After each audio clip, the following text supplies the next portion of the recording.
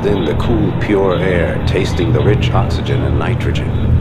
My eyes filled with tears. The sun hovered behind the horizon like an orange fireball. Sunny, that was the latest buzzword. It was talked about now with every breath, and suddenly I knew what it really meant. I stretched out my hand to feel the warmth, to touch its face. Then the timer squealed and a voice roared in my ear. Simulation room S23, your time is up.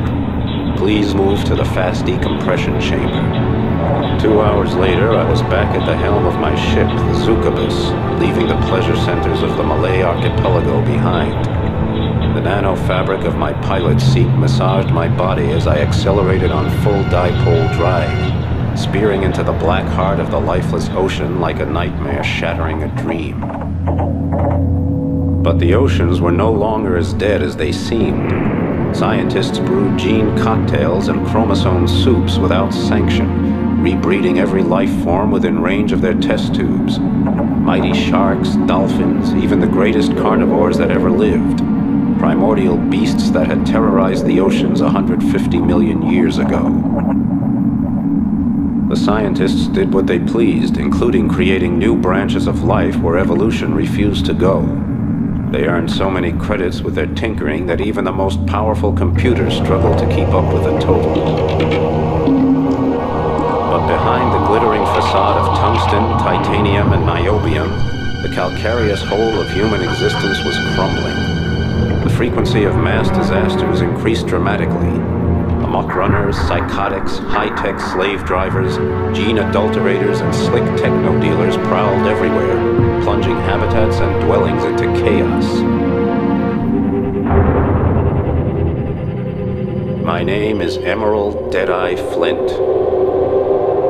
I'm tracking down the remaining bionts scattered throughout the oceans.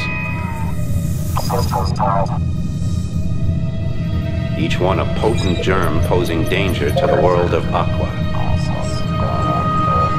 I carry out the Biont mission with my 4 wing pilots, Desgrange, Piccolini, Harper, and Bonham, and my onboard computer, Sally. My clients are international, representing every government.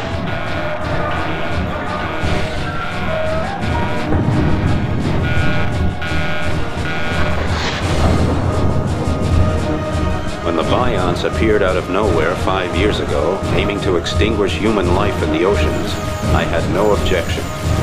On the other hand, it didn't hurt my cash box any to give humanity a short reprieve, so I went for the credits. But during the destruction of the Biont stronghold off Australia, called the Servion, my friend Hong Long sacrificed her own life so I could place the final explosive charge. Now I don't sleep too easy. And I won't till every last remnant of the Biont threat has been eliminated. My last job was in Neapolis, the capital of the Atlantic Federation. Neapolis, home to the eccentric techno-bourgeois, a genetically zapped and nano-tuned group wasting their senseless lives trying to establish the optimal political system in Aqua. All the while, Neapolis sinks deeper and deeper into a slick of pseudo-democracy, racism, techno-devotion, and corruption.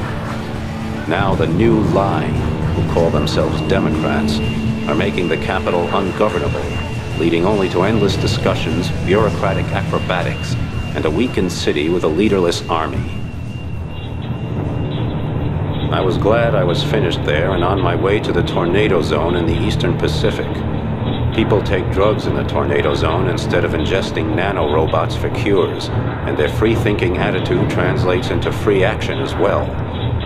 I was homesick, and I missed every screwball and dangerous freak who'd be waiting there to greet me. On the way, I made a short side trip to the Argentine basin to see my friend, El Topo, the Mole. Nobody pulls strings like El Topo, who can get almost anything done behind the politicians' backs. El Topo murmured something to me about an important job, a secret scientific sensation. I got a little bored until he came to the part about earning lots of credits. So I went to Magellan and spent a few hard hours at Mariner's Pride, a rotten workers' dive, where I downed mid-brain assassins with a few old friends.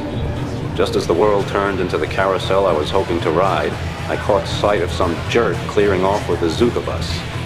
I had never thought about that happening. Someone just stealing my ship out from under my nose. But there it went. Suddenly I was back to square one again in my old stomping ground. Broke, exhausted, and listing heavily.